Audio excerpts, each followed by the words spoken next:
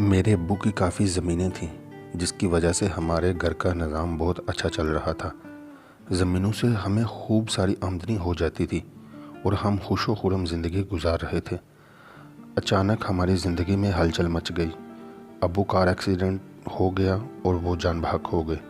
اس وقت میں سب سے بڑی تھی، میری عمر 13 سال کی تھی اور 9ویں جماعت میں پڑھتی تھی۔ چھوٹی بہن 7ویں میں اور سب سے چھوٹا بھائی صرف 7 سال کا تھا۔ ہم سب کا اس حادثے کی وجہ سے برا حال تھا، خاص طور پر ہماری اماں کا۔ ہم تو پھر بھی مطمئن تھے کہ ہمارے سروس پر ماں کا تو سایہ ہے۔ اس موقع پر چچا نے ہمارا ساتھ دیا، جو کچھ زمینوں سے آتا وہ ایمانداری سے ہمیں پہنچا دیتے اور ہمیں کسی چیز کی کمی محسوس نہیں ہونے دیتے تھے۔ امی خاموش طبع اور صابر خاتون تھیں۔ سسرال والے خوش تھے کہ بچوں کی طرح جوانی میں بیوگی کو قبول کر لیے اور مرحوم شوہر کا گھر نہیں چھوڑا۔ امی کا ایک وقار تھا، ساکھ تھی، جب سسرال کے کسی گھر آ جاتی عورتیں تعظیم کی خاطر مرد بھی اٹھ کر ملتے تھے۔ معلوم نہیں پھر امی کو کیا ہوا کہ وہ ہم سے کچھ کھنچی رہنے لگی۔ ان دنوں میں 10ویں میں پڑھتی تھی کہ ہم پر یہ انکشاف ہوا کہ ہماری امی نے فیروز نامی ایک شخص سے شادی کر لی ہے۔ شروع میں تو ہم میں سے کوئی بھی اس بات پر یقین نہ کرنے کو تیار تھا، لیکن یہ حقیقت تھی۔ معلوم نہیں اس آدمی نے کیسے امی کو اپنے جال میں پھنسا لیا۔ بقول امی انہی نے ہماری بہتری کے لیے اس شخص سے شادی کی تھی۔ سب لوگوں نے امی کو بہت لعن طعن کی۔ ابو کے تمام رشتہ داروں نے ہمارا بائیکاٹ کر دیا۔ ننیال والوں نے بھی آنا جانا چھوڑ دیا۔ غرض کہ ہم سراسر اسی شخص کے رحم و کرم پر تھے جس کو ابو کہنے سے ہمیں نفرت آتی تھی۔ میں بڑی تھی، مجھے امی کی غلطی کا سب سے زیادہ دکھ تھا، لہٰذا میں اپنے سوتیلے باپ سے سیدھے منہ بات نہ کرتی تھی۔ وہ اگر صحیح بات بھی کرتے تو میں زبان درازی شروع کر دیتی۔ ان حالات کا میرے دماغ پر کچھ الٹا اثر ہو گیا تھا۔ اب یہ ہوتا تھا کہ میں بیٹھے بیٹھے بے ہوش ہو جاتی تھی۔ پھوپھی کو جب میری حالت کا پتہ چلا تو وہ مجبور ہو کے مجھے دیکھنے آئیں۔ جب میں ڈاکٹروں کو دکھایا، وہ کہتے ہیں کہ اس کو کچھ نہیں ہے، ٹھیک ٹھاک ہے۔ حکیم کہتے ہیں مرگی ہے۔ دن بدن میری حالت بڑی ہو رہی تھی۔ ایک دفعہ تو ایسی حالت ہو گئی کہ امی نے مجھ پر سفید چادر ڈال دی اور چارپائی پر لٹا کر میری آخری سانس نکلنے کا انتظار کرنے لگی۔ ان ہی دنوں پھوپھی مجھے دیکھنے آ گئیں اور اسی بری حالت میں اپنے گھر لے گئیں۔ خدا کی کرنی کہ میں پھوپھو کے ہاں جاتے ہی بغیر علاج ٹھیک ہو گئی۔ اپنے پاؤں پر چل کر گھر آئی، لیکن گھر آتے ہی میری حالت پھر غیر ہو گئی اور مجھے دوبارہ دورے پڑنے لگے۔ اس بات کی اطلاع جب میرے ماموں کو ہوئی تو وہ آ کر مجھے لے گئے۔ میرے بعد میرے بھائی کی باری تھی، کیونکہ آتی دفعہ میں اپنی چھوٹی بہن کو بھی ساتھ لے آئی تھی، لیکن بھائی کو میری اماں نے ساتھ نہ آنے دیا، کیونکہ بھائی سے ماں بہت پیار کرتی تھی۔ میرا بھائی سوتیلے باپ کی ایک آنکھ نہ باتا تھا۔ اس کے ساتھ سوتیلے باپ نے کچھ ایسا سلوک کیا کہ اس معصوم نے خود پر مٹی کا تیل چھڑک کر آگ لگا لی اور تڑپ تڑپ کر مر گیا۔ اب ماں کو احساس ہوا کہ اس نے دوسری شادی کر کے کتنی بڑی غلطی کی ہے۔ جس اولاد کی خاطر اس نے دوسرا خاوند کیا، اولاد نے اس کو قبول نہ کیا۔ پھر نہ وہ اور اولاد ہی ساتھ رہی جس کی بہتری کے لیے میری ماں نے یہ تو گلے میں ڈالا تھا، اور نہ اسے نئے خاوند کا پیار ہی ملا۔ فیروز کا یہ اصرار تھا کہ زمین اور مکان میرے نام لکھ دو۔ مکان کے علاوہ آدھی سے زیادہ زمین والد صاحب ماں کے نام کر گئے تھے۔ ماں جائیداد اس شخص کے نام نہ کرنا چاہتی تھی، مگر اس کی بدسلوکی کو سلوک میں بدلنے کے لیے انہوں نے اپنی جائیداد اس آدمی کے نام کر دی۔ یہ وجہ بھی کارگر نہ ہوئی اور ماں بالکل بے یار و مددگار ہو گئی۔ وہ چاہتی تھی کہ یہ آدمی چاہے ساری جائیداد لے لے لیکن طلاق دے دے، مگر اس شخص نے یہ بھی منظور نہ کیا۔ چھوٹی بہن کی شادی میں نے خالہ کی منت سماجت کر کے ان کے بیٹے کے ساتھ کرا دی۔ وہ خود FA کر کے ایک اسکول میں ملازمت کر لی۔ ان ہی دنوں خالہ فوت ہو گئیں، تو اس کے بعد مجھے کوئی بھی رشتہ دار اپنے یہاں رکھنے پر تیار نہ تھا، یہاں تک کہ بہن بھی اپنے گھر رکھنے پر تیار نہ تھی۔ ننیال میں کوئی اپنے کو تیار نہ تھا، کہتے تھے کہ ایک لے لی ہے وہی کافی ہے۔ میں مجبور ہو کر اپنی ہیڈ منسٹریس کے دوست سے ایک گرلز کالج ہاسٹل میں رہنے لگی۔ بعض لوگ کس قدر خوش نصیب ہوتے ہیں، بن مانگے سب کچھ پا لیتے ہیں، اور بعض کو سوائے محرومیوں کو کچھ ہاتھ نہیں آتا۔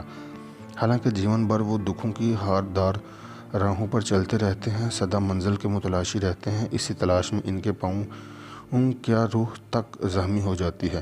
میں بھی ان ہی دنوں میں تھی جن کی کوئی منزل نہیں ہوتی۔ دنیا میری کسی کی پرواہ تھی۔ ایک پھوپھی تھی جو سارے خاندان سے چھپ کر مجھے کبھی کبھی ہاسٹل میں ملنے آتی تھی۔ ایک دن پھوپھو آئیں تو ان کا چہرہ بڑا ہی پر امید تھا۔ آتے ہی بولی، بیٹا تم 2 دن کے لیے میرے گھر چلو، کیونکہ میری ایک سہیلی ہے سائم کی والدہ تمہارے رشتے کے لیے آنے والی ہیں۔ پھوپھو آپ کو پتہ ہے کہ میں ساری عمر شادی نہ کرنے کا فیصلہ کر چکی ہوں۔ مجھے نفرت ہے، مردوں سے شدید نفرت ہے۔ دیکھا نہیں ماں نے ہمارے لیے کیا صاحبان ڈھونڈا۔ زندگی بہت لمبی ہے بیٹا، کیسے تنہا گزارو گی؟ مرد تو محافظ ہوتا ہے عورت کا، ایک صاحبان ہوتا ہے۔ اگر یہ صاحبان سر پر نہ ہو تو عورت زمانے کی تیز دھوپ میں جھلس کر رہ جاتی ہے۔ جیسے صاحبان ماں نے ڈھونڈا، ایسا صاحبان ہم کو قبول نہیں۔ میں بھی ویسے گزار دوں گی پھوپھو جیسی آپ گزار رہی ہوں، اور مجھے کسی محافظ کی ضرورت نہیں ہے۔ امی نے بھی تو کی تھی شادی، اب نیا محافظ کہاں ہے؟ وہ صاحبان جس نے ہمارے سر سے تمہارے باپ کے گھر کی چھت بھی چھین لی ہے۔ میں شدت جذبات سے رو پڑی۔ اور آپ کا بھی بنایا گیا تھا ایک محافظ؟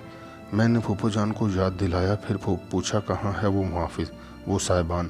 مجھے وہ دن اچھی طرح یاد ہے پھوپھو، جب پھوپھا نے محض اتنی سی بات پر آپ کو طلاق دے دی تھی کہ وہ آپ کو مزید رقم گھریلو اخراجات کے لیے نہیں دے سکتے تھے۔ ایسے محافظوں کا کیا فائدہ جن کو اپنی معصوم بچوں اور باوفا بیویوں سے کوئی سروکار نہیں ہوتا، جن کو اپنی عیاشی اور پیسہ اولاد سے زیادہ عزیز ہوتا ہے۔ پھوپھو کو بھی پھوپھا نے 10 سالہ رفاقت اور محبت کا صلہ طلاق کی صورت میں دے دیا تھا، اور اپنی کم سن جوان سال سیکرٹری سے بیاہ کرنے کی خاطر بہانے سے طلاق دے دی تھی۔ انہوں نے طلاق دیتے وقت یہ بھی نہ سوچا کہ میری 2 معصوم بچوں کا کون محافظ ہوگا، کون ان کے سر پر شفقت رکھے گا، کون ان کی پرورش کرے گا۔ انہوں نے ان سب کو اپنی زندگی سے اس طرح نکال پھینکا تھا جیسے ان سے ان کا کوئی تعلق نہیں تھا۔ اس کے بعد میری پھوپھو اور ان کی بچیاں بھی چچا کے گھر پناہ لینے پر مجبور ہو گئیں، اور آج تک یہی ان کی ذمہ داری اٹھاتے تھے۔ جن دنوں پھوپھو مجھے اپنے ساتھ لے گئیں، میری پھوپھو ذات بہن عقیلہ بہت دکھی رہتی تھی۔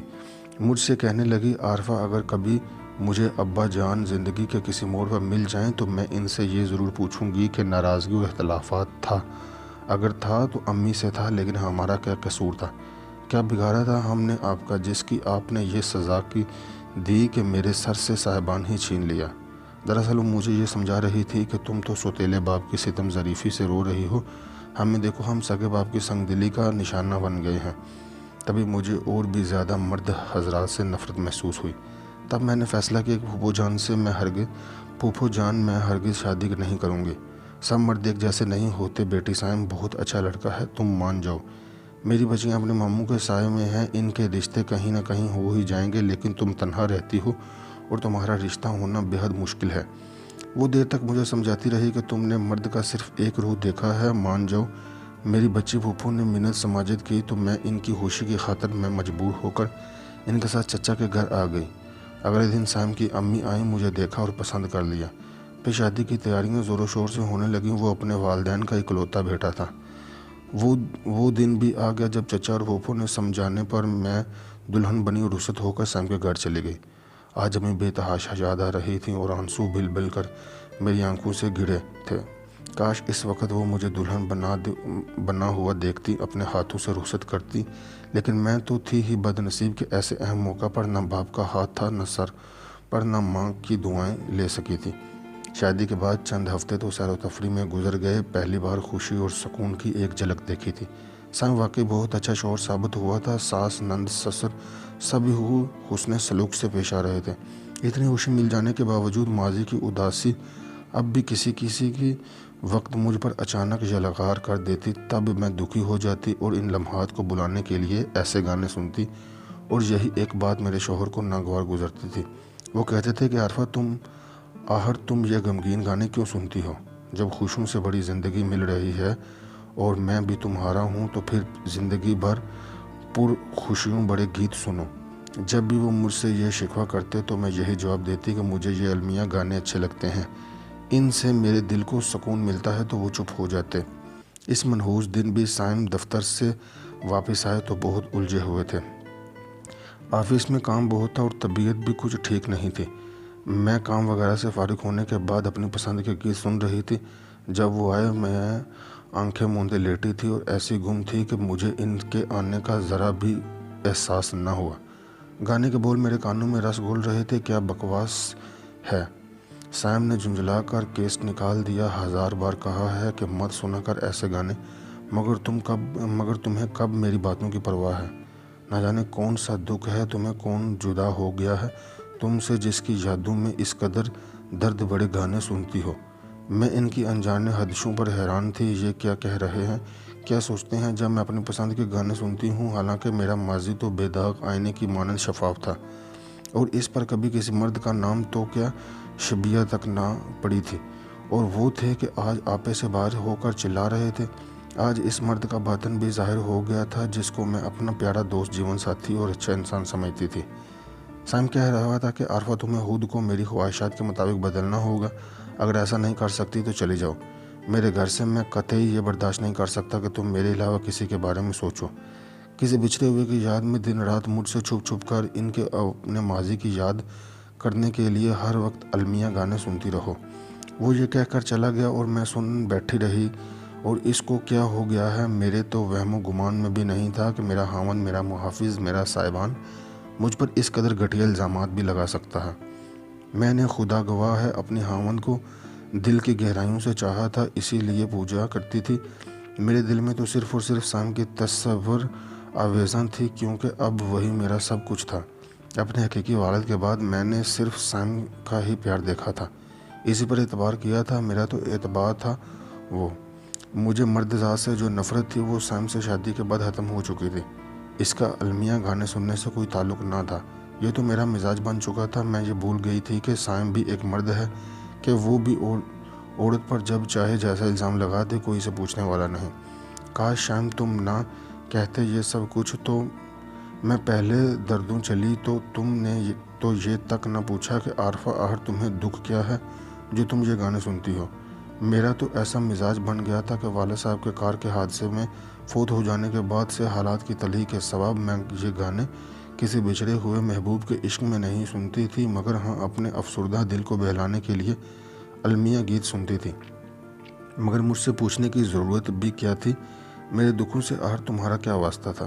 اور پھر کس قدر آسانی سے تم نے کہہ دیا کہ چلی جاؤ، میرا جاننا ہی بہتر ہے۔ میں نے کہا تھا تمہیں مجھ پر اعتماد نہیں رہا، اسی لیے میں تمہارے گھر سے جا رہی ہوں۔ تم نے پھر بھی مجھے روکا اور نہ بیگ رکھوایا۔ اعتبار کی بنیاد پر ہی میاں بیوی کا رشتہ استوار ہوتا ہے، کسی غیر کا تصور بھی اس اعتماد کی بنیاد میں دراڑیں ڈال دیتا ہے، تب مقدس بندھن کی یہ عمارت پل بھر میں زمین بوس ہو جاتی ہے۔ اسی شام میں اپنے چند جوڑے لے کر اپنی سہیلی کے گھر چلی گئی اور پھر وہاں سے ہاسٹل۔ میں سیم کو یہ باور ہی نہ کروا سکی کہ اپنے بچپن کی باتیں، اپنے مرحوم باپ کی شفقت سے محرومی کا احساس ماضی میں مجھ پر اس قدر گہرا تھا کہ میں دنیا کی تمام دلچسپیوں سے کٹ کر رہ گئی تھی۔ اس وجہ سے میں المیہ گانے سنا کرتی تھی۔ ہاسٹل آ کر بھی میں کتنے ہی دن سیم کی منتظر رہی۔ ایک دن اس کو جب اپنی غلطی کا احساس ہو گیا تو وہ مجھے لینے ضرور آئے گا، مگر وہ نہ آیا۔ کچھ عرصہ خاموش رہی، پھر طلاق آ گئی اور میں اپنے تصورات دل میں دفن کر کے ہمیشہ کے لیے ہاسٹل کی ہو گئی اور اپنی محرومیوں سے سمجھوتا کر لیا۔ جو تھوڑی سی رقم زمین فروخت کرنے کے بعد وراثت میں ملی، اس کو چچا نے ہم دونوں بہنوں میں برابر تقسیم کر دیا، اور میں نے اس رقم سے ایک چھوٹا سا گھر خرید لیا تھا۔ سر پر سائبان نہ سہی، باپ کے ورثہ سے خریدے مکان کی چھت تو ہو جو مجھے موسموں کے سرور گرم سے بچا سکے۔ 5 برس تک میں تنہا زندگی کے سرو دو گرم سہتی رہی۔ اسکول میں دوبارہ ملازمت مل گئی، جانے سے مجھے سکون نصیب ہو گیا۔ سوچ بھی نہ سکتی تھی کہ زندگی میں ایک بار پھر کوئی خاموشی طوفان آئے گا۔ مارچ میں میری شاگرد لڑکیوں کے امتحانات تھے جب میری ملاقات اس کی پھوپھو زاد نائلہ کے دوست سے ہوئی تھی۔ انہوں نے مہمان کا نام وحید اور ان کی بیٹی کا نام شیزہ بتایا۔ مجھے شیزہ کو ٹیوشن پڑھانے کا کہا گیا تھا۔ میں نے معذرت چاہی کہ کم وقت تھا اور امتحان سر پر تھے، مگر باجی نائلہ کے اصرار پر حامی بھر لی۔ شہراز روز اپنے والد اور وحید صاحب کے ہمراہ پڑھنے کو آنے لگے۔ 2-4 دنوں میں اندازہ ہو گیا کہ وحید اچھے انسان ہیں۔ نہ چاہتے ہوئے بھی میں ان کو ڈرائنگ روم میں بٹھا لیتی تھی۔ وہ انتظار کرتے رہتے تھے جب شیزہ 1.5 گھنٹے بعد پڑھائی سے فارغ ہوتی تو وہ اس کو ساتھ لے کر چلے جاتے۔ ایک دن انہوں نے وقت مانگا کہ مجھ سے چند باتیں کرنا چاہتے ہیں۔ میں نے معذرت کی کیونکہ اکثر وقت میری اسٹوڈنٹ مجھ سے پڑھائی میں مدد لینے گھر آئی رہتی تھی۔ انہوں نے استدعا کی میری دعوت قبول کر لیں اور میرے گھر پر تشریف لائیں تاکہ آپ سے چند ضروری باتیں جو کہنا چاہتا ہوں کہہ سکوں۔ سوچا بچے کے بارے میں کچھ مسائل ہوں گے، ان سے ان کے گھر پر جا کر بات کرنے کا وقت دے دیا۔ میں ان کے گھر گئی۔ ایک ملازمہ اور 2 ملازم ان کے ساتھ گھر میں رہتے تھے۔ بیگم وفات پا چکی تھی۔ بچی انہیں ملازمین کی مدد سے پروان چڑھ رہی تھی۔ بڑا ہوا گھر بھی حالی لگا کیونکہ گھر میں وہ عورت موجود نہ تھی جس کے دم سے گھر آباد ہوتا تھا۔ انہوں نے مجھ سے اپنی اجڑی زندگی اور بہار لانے کی بھیک طلب کی۔ وہ بھی تنہا تھے اور میں بھی۔ وہ میرے گھر کا ماحول دیکھ چکے تھے اور ان کی بیٹی کو بقول ان کے مجھ اپنی ماں کی ضرورت تھی۔ میں جو شادی کے نام سے کانوں کو ہار لگاتی تھی، ان کی پیشکش کو ٹھکرا دیا اور یہ کہہ کر مرد ذات سے میرا اعتبار اٹھ گیا ہے، ان کی آفر قبول کرنے سے معذرت کر لی اور ماتھے پر بل ڈال کر گھر آ گئی۔ اس کے بعد وہ میرے گھر نہیں آئے لیکن ایک خلش سی دل میں چھوڑ گئے۔ آج جب کہ شادی کی عمر نہیں رہی، جانے کس بات کا تعصف ہے جو کسک بن کر دل کو دبوچ لیتا ہے۔